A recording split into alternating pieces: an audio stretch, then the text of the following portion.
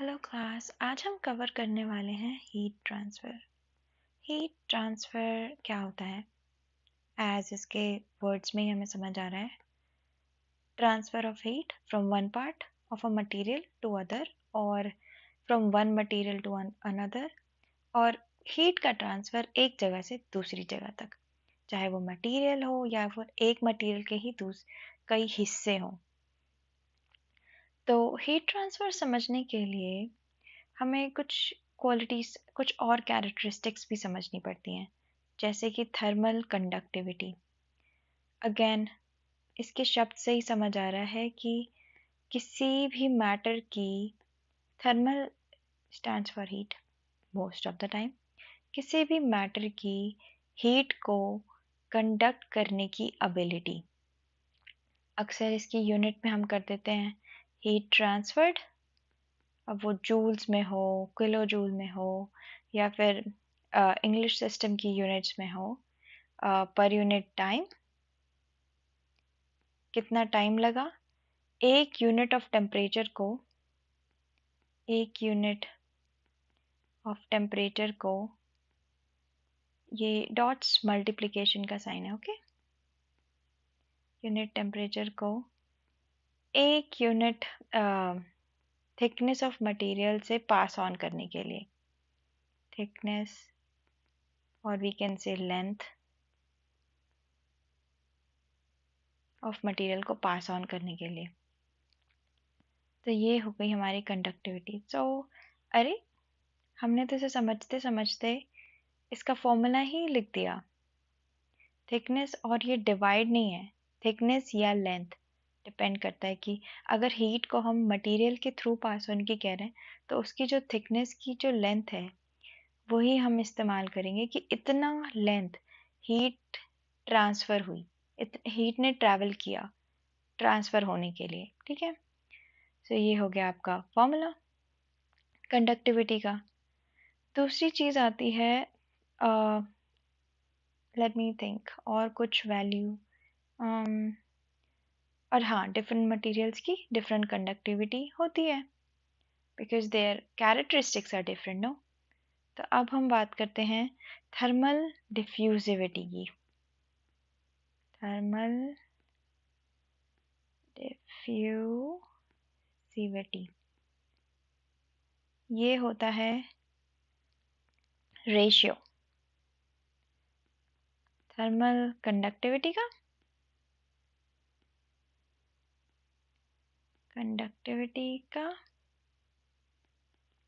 और डेंसिटी और specific heat का। सो थर्मल कंडक्टिविटी के ये रहा, और डेंसिटी और स्पेसिफिक हीट।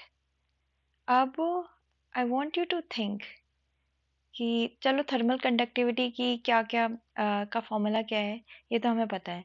डेंसिटी का फॉर्मूला और स्पेसिफिक हीट का फॉर्मूला बताओ मुझे। Take a moment and just think about it.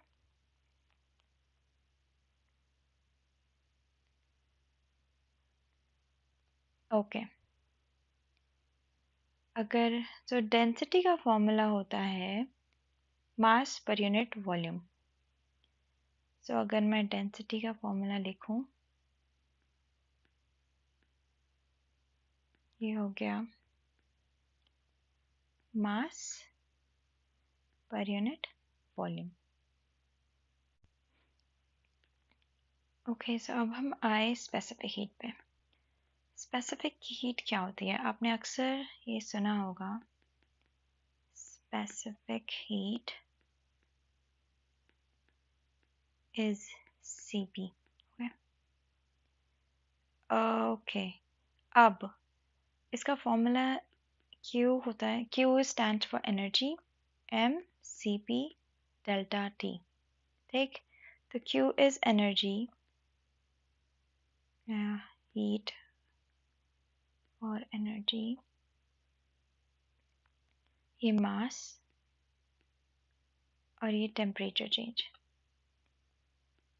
सो अगर आप देखो तो स्पेसिफिक हीट किसी भी मटेरियल की वो टेंडेंसी होती है कि अगर मुझे उस मटेरियल का टेम्परेचर चेंज करना है बाय 1 डिग्री तो मैं कितनी हीट प्रोवाइड करूं. तो Cp will be like this, Q energy by M and delta T. तो ये भी आपको एक्सपेरिमेंटली ही डिराइव होती, अरे हाँ, ये भी आप एक्सपेरिमेंटली ही डिराइव कर सकते हैं. ड्रिवन. ओके. सो अब हमें पता चल गया थर्मल कंडक्टिविटी क्या होती है, थर्मल डिफ्यूजिविटी क्या होती है, और डेंसिटी क्या होती है, और स्पेसिफिक हीट क्या होती है. सो लेट्स सी कि हम थर्मल डिफ्यूजिविटी का क्या कोई इजी फॉर्मूला बना सकते हैं बाय यूजिंग ऑल 3 इक्वेशंस. ये 1 है, ये 2 है, और ये 3 है. Thermal diffusivity. पहले देखते हैं थर्मल कंडक्टिविटी है तो उसका फॉर्मूला क्या था, एनर्जी. और ऐसे करने की कोशिश करो, खुद से डिराइव करने की कोशिश करो ताकि आप भूलो नहीं. टाइम, और जब हम क्वेश्चंस करेंगे ना तो आपको और प्रैक्टिस हो जाएगी. लेंथ, और ये है टेम्परेचर चेंज. ओके. अब हमारा नीचे था रेशियो जो कि प्रोडक्ट है डेंसिटी और उसका क्या कहते हैं स्पेसिफिक हीट का. ये हो गया डेंसिटी क्या होती है, मास पर यूनिट वॉल्यूम. मास हो गया पर यूनिट वॉल्यूम. और हमारा ये स्पेसिफिक हीट क्या है, एनर्जी एंड मास, और ये डेल्टा टी. तो आप देख सकते हो डेल्टा टी तो कैंसिल हो गया, मास और मास भी कैंसिल हो गया, एनर्जी और एनर्जी भी कैंसिल हो गई. अब वॉल्यूम को आप देखा जाए तो आप ऐसे भी लिख सकते हो, लेंथ इनटू एरिया. क्योंकि वॉल्यूम फॉर एग्जांपल अगर इसका भी वॉल्यूम निकालना है तो आपको एरिया पता चल गया है और ये लेंथ है, इन सब को मल्टीप्लाई कर दो तो आपका वॉल्यूम आ जाएगा. एज ये क्यूब है तो इसकी लेंथ भी होगी a और एरिया की साइड्स भी होंगी a into A. Okay. Volume हो गया a क्यूब. अगर हम इसे और लिखे तो थर्मल डिफ्यूजिविटी, और ये अच्छा है क्योंकि इससे ना कुछ फॉर्मूला आपको डिराइव करने का ना टाइम नहीं मिलता. तो अगर आपको कुछ बहुत इजी रिलेशनशिप्स याद हो जाए ना तो वो भी बहुत अच्छा है. मतलब मैं रट्टा मारने को इंकरेज नहीं कर रही हूँ, बट कितनी बार आपका टाइम बहुत सेव हो जाता है अगर आपको कुछ रिलेशनशिप्स याद हो. तो यहाँ पे ये लेंथ इंटू एरिया हो गया, मैंने वॉल्यूम को सब्स्टिट्यूट किया. ओके. और ये टाइम हो गया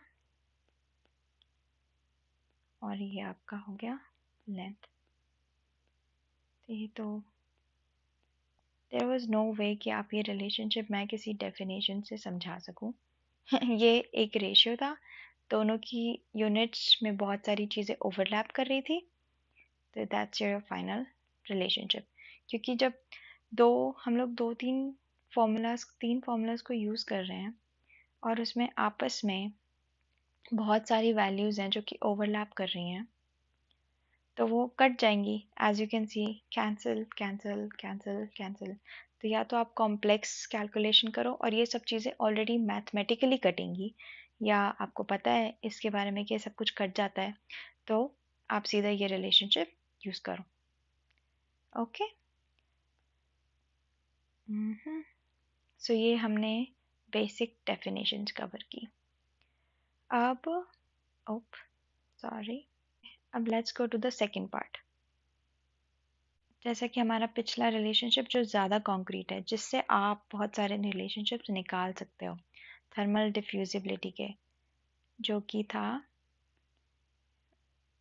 डिफ्यूजिविटी, ऐसे था.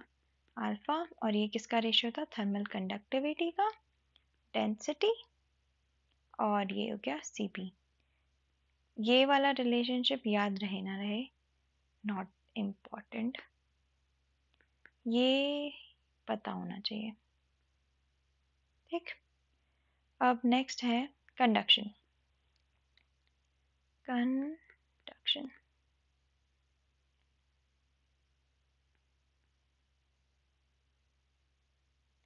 अब कंडक्शन होता है एनर्जी का transfer from one place, from one spot to another. और इसमें एक चीज़ हमेशा, एक फैक्ट हमेशा इम्पोज होगा कि यहाँ पे एनर्जी हाई होगी और यहाँ पे एनर्जी लो होगी। दैट्स वाई एनर्जी यहाँ से यहाँ ट्रैवल कर रही है। ठीक है, इट्स लाइक डिफ्यूजन। हमेशा डिफ्यूजन होता है जहाँ पे उस पार्टिकल्स की कॉन्सेंट्रेशन हाई होती है वहाँ तक जहाँ पे पार्टिकल की कॉन्सेंट्रेशन कम होती है। तो कंडक्शन भी ऐसे ही होता है, जहाँ पे हीट बहुत ज़्यादा होती है वहाँ से वहाँ तक जहाँ पे हीट बहुत कम होती है। और ये लिक्विड्स में हो सकती है, सॉलिड में हो सकती है, गैस में हो सकती है, तो हो ही सब में सकती है, but the rate of conduction will vary. Okay, और कंडक्शन का फॉर्मूला, इसका फॉर्मूला एक फोरियर्स लॉ के थ्रू निकाला गया था, जिसके according rate of heat transfer जो है वो हमेशा डिपेंड करती है ज्योमेट्री ऑफ द मटेरियल, कितना थिक है और किस टाइप का मटेरियल है, मटेरियल की प्रॉपर्टीज़ कैसे हैं। तो rate of conduction depends on geometry of material, tree of material, and properties of material, and properties of material, जो कि काफ़ी लॉजिकल है। अब पानी है तो उसमें हीट का कंडक्शन अलग स्पीड से होगा कंपेयर टू सॉलिड। और अगर दो सॉलिड हैं तो एक बहुत थिक, मान लो थिक वुडन ब्लॉक है, तो उसमें से हीट शायद धीरे जाए compare to a very thin, hair thin, जैसे कहते हैं ना बाल जितना पतला अगर कोई वुडन मटेरियल हो तो शायद उसके थ्रू हीट बहुत तेज़ी से जाए compare to a very thick wooden block. So इसका फॉर्मूला है Q is rate of heat transfer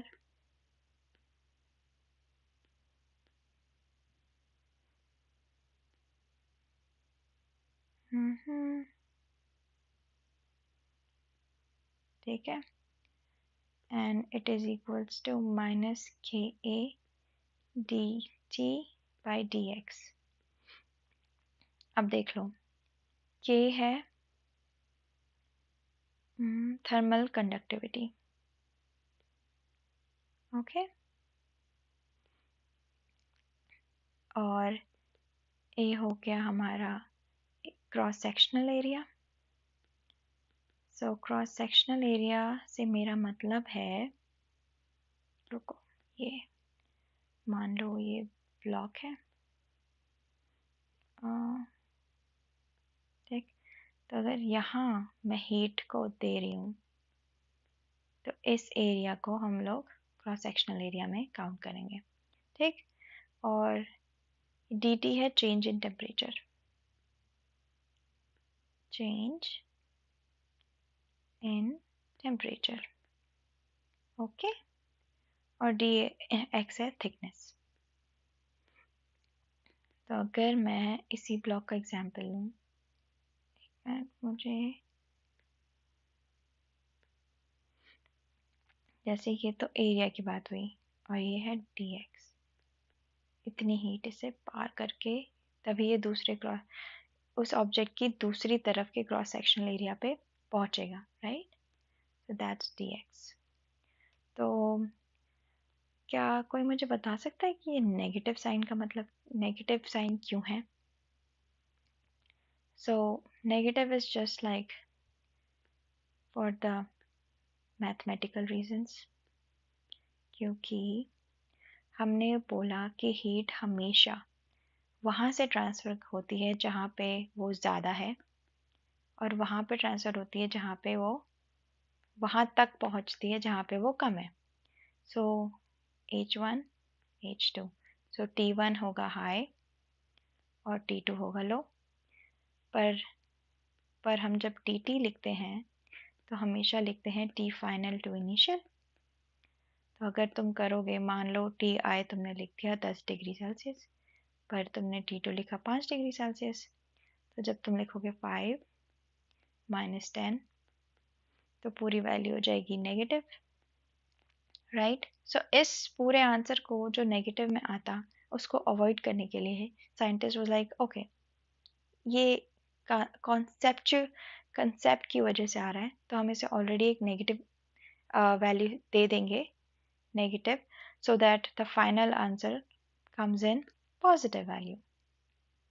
Okay, so it's all about perspective. अगर आप final positive लिखते हो, ठीक है, तब it makes sense by itself. But अगर आप negative लिखते हो तो आपको, for example, if you write your answer in this negative value, then you have to explain कि आपने ये नहीं किया है, आपने ये वाले को naturally खुद से ही mathematically correct करके नहीं दिखाया है.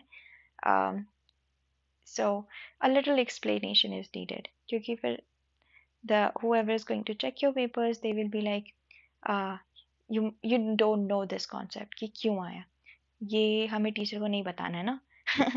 तो मेरा तो प्रेफरेंस ये है कि आप इस फॉर्मूला को एज इट इज़ ही यूज़ करो, ताकि एक्सप्लेनेशन का चक्कर ही ना रहे।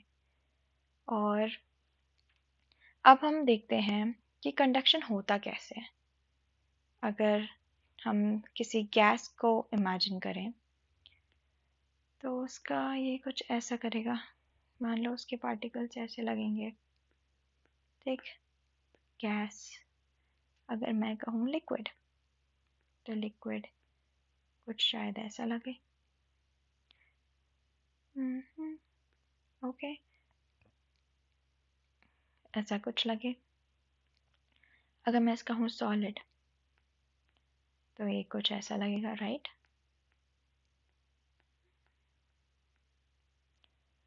तो कंडक्शन होता कैसे है?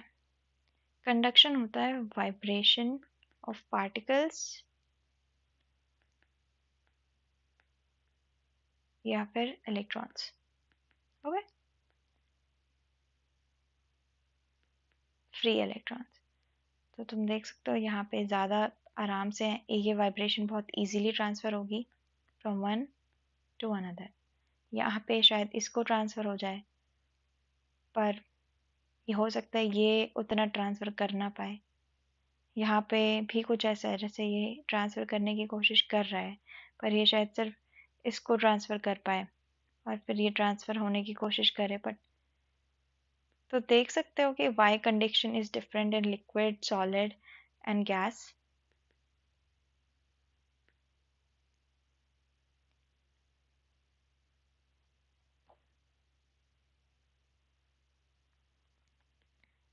ये रही heat, heat, heat, and that's why conduction is different in 3 states of matter. अब हम पढ़ेंगे कन्वेक्शन। कन्वेक्शन,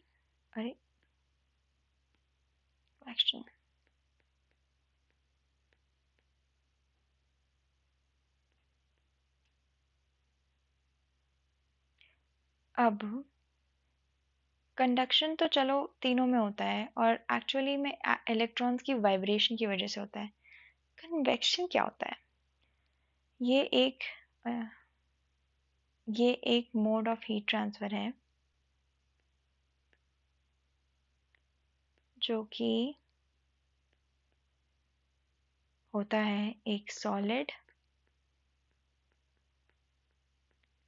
और उसके एडजेसेंट में एक लिक्विड फ्लो जो कर रहा है उसके साथ।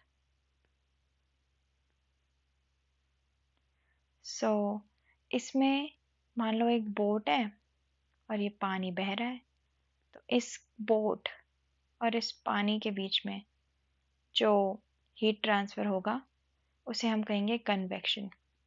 और इसकी सबसे इंटरेस्टिंग बात ये है कि ये लिक्विड जितना फास्ट मूव करेगा, the faster the liquid moves, the higher the rate of heat transfer. Liquid moves, the higher the rate of heat transfer. So ये हो गया कन्वेक्शन। सो तुम देख रहे हो कि सॉलिड में मॉलिक्यूल्स जो सॉलिड के अंदर हैं वो रोल प्ले कर रहे हैं कंडक्शन में, बट कन्वेक्शन में दो different matter role play but convection में दो डिफरेंट मैटर रोल प्ले कर रहे हैं, सॉलिड और लिक्विड। तो जैसे अगर बोट गर्म है और उसके थ्रू हीट वाटर में आई, अब वो हीट वाटर के जिस हिस्से में आई पर वाटर फ्लो कर रहा है, तो उसकी फ्लो जितनी ज़्यादा तेज़ होगी, वो हीट तो वाटर के एक पार्ट में है। फॉर एग्जांपल ये वाला हिस्सा वाटर का गर्म है, अब वाटर तेज़ तेज़ जाएगा। तो ये गर्म हीटेड वाटर यहाँ भी आ जाएगा, which is known as convection. Okay, but अगर हीट अगर वाटर फ्लो नहीं कर रहा है तब तो सिर्फ कंडक्शन ही है। फॉर एग्जांपल ये बोट है और इसके पार्टिकल, इसको अगर मैं मैग्नीफाइंग कर दूँ तो ये सॉलिड है, तो इसमें ये पार्टिकल्स, ठीक है, ये वाइब्रेट कर रहे हैं, वाइब्रेशन हो रही है, ठीक। अब यहाँ पे पानी रुका हुआ है, हमें पानी का नीला रंग चाहिए, यप, ठीक। तो यहाँ पे भी, तो अब यहाँ पे गैस के इलेक्ट्रॉन्स हैं, ठीक। तो अगर ये वाइब्रेट कर रहे हैं तो ये भी इनकी वाइब्रेशन पे थोड़ा तो पिक ऑन करेंगे ना, राइट। तो हो सकता है ये भी वाइब्रेट करना शुरू कर दे, पर इसमें ना हीट ट्रांसफर बहुत तेज़ नहीं हो रहा है क्योंकि इसमें सिर्फ कंडक्शन हो रहा है। मतलब ऐसा नहीं कह रही हूँ कि कंडक्शन हमेशा स्लो हो रहे हैं, होते हैं, बट अगर इस बोर्ड की साइड में एक और सॉलिड मान लो एल्यूमिनियम का कुछ होता तो शायद वो जल्दी गर्म हो जाता।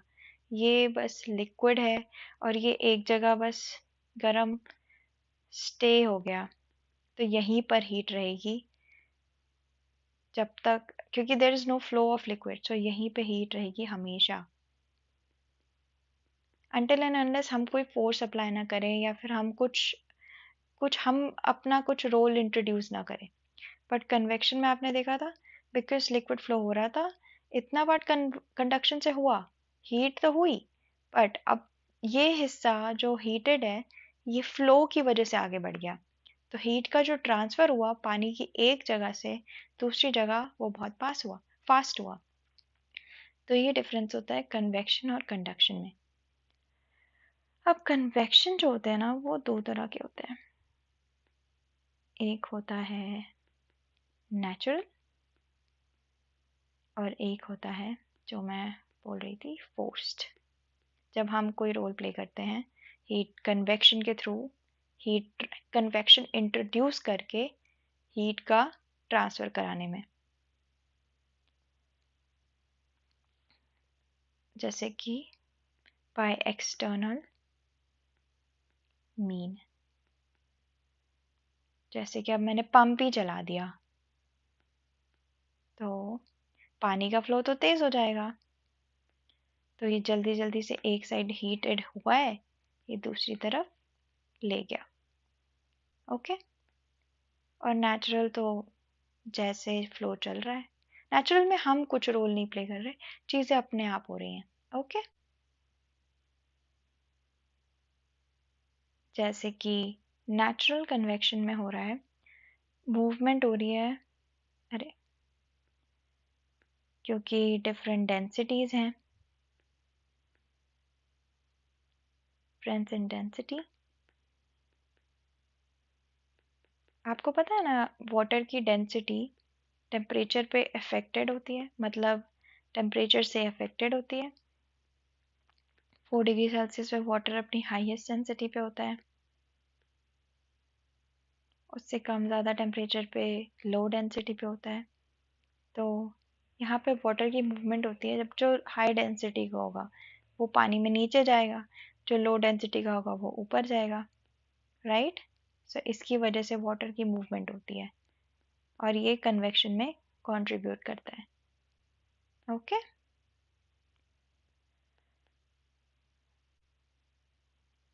अब हम करते हैं कन्वेक्शन को फॉर्मूले से एक्सप्लेन। इसके लिए अगेन हमें, ये थोड़ा सा कॉम्प्लिकेटेड टॉपिक है, ठीक है, और ये साइंटिस्ट को भी बहुत कॉम्प्लिकेटेड लगा था, इसलिए उन्होंने ना पहले इसके फैक्ट्स इकट्ठे करने किए शुरू किए जो कि लॉ थे, और फिर लॉ के थ्रू उन्होंने क्या बोलते हैं फॉर्मूला क्रिएट किया। तो इसको एक्सप्लेन किया है formula wise by Newton's law of cooling.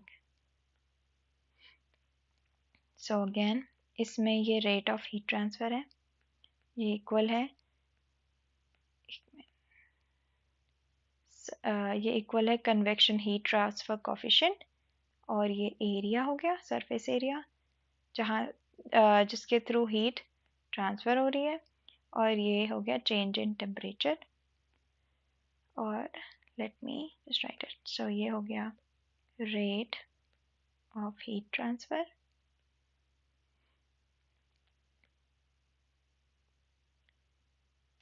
Is equals to convection coefficient, ये अगेन एक्सपेरिमेंटली डिराइव्ड है,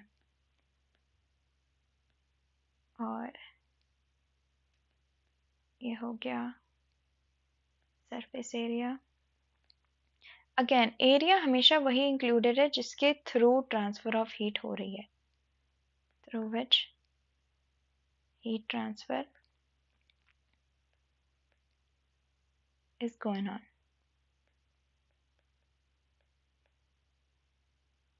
ओके और ये हो गया Ts हो गया हमारा सरफेस टेम्परेचर,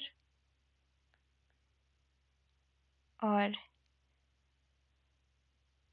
ये हो गया fluids temperature far from surface temperature far from surface. अब आप थोड़ी देर 5 सेकेंड इसको बस देखो, कितनी बार चीज़ों को प्रोसेस करने में भी टाइम लगता है।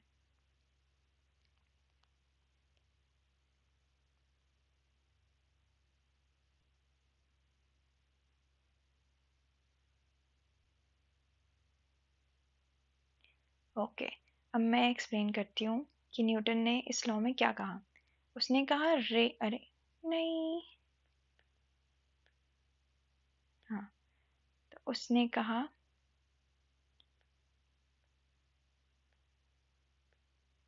कि rate of heat transfer proportional है, मान लो अब यहाँ पे आपकी बोट है, ओके, और यहाँ पे रहा ये पानी, ओके, तो उसने कहा कि, और ये रहा बोट का सरफेस, तो हम इसे Ts कहेंगे और हम इसे कहेंगे T लिक्विड। अब इन दोनों में जितना ज़्यादा डिफरेंस होगा उतना higher temperature difference, hence higher rate of heat transfer। Okay बस इतनी सी बात कही उन्होंने। मतलब अगर आप खुद देखो तो अगर आप एक कोल्ड क्या बोलते हैं, कोल्ड नहीं, एकदम हॉट ग्लास ऑफ वाटर है आपके पास, और आप इसको एक कूल रूम में रख दोगे तो वो उस कूल रूम में जल्दी ठंडा होगा कंपेयर टू कि आप उसे एक रूम टेम्परेचर पे रख दो या फिर उसे एक गर्म रूम में रख दो। ठीक है, तो जितना ज़्यादा डिफरेंस होगा सरफेस टेम्परेचर और वाटर के टेम्परेचर में उतना जल्दी उतना फास्ट होगा heat transfer. So I think आज हमने काफ़ी सारी डेफिनेशंस कवर कर ली और नेक्स्ट वीडियो में हम क्वेश्चंस भी करेंगे और there are still some definition that needs to be covered. Okay, and happy learning. Bye.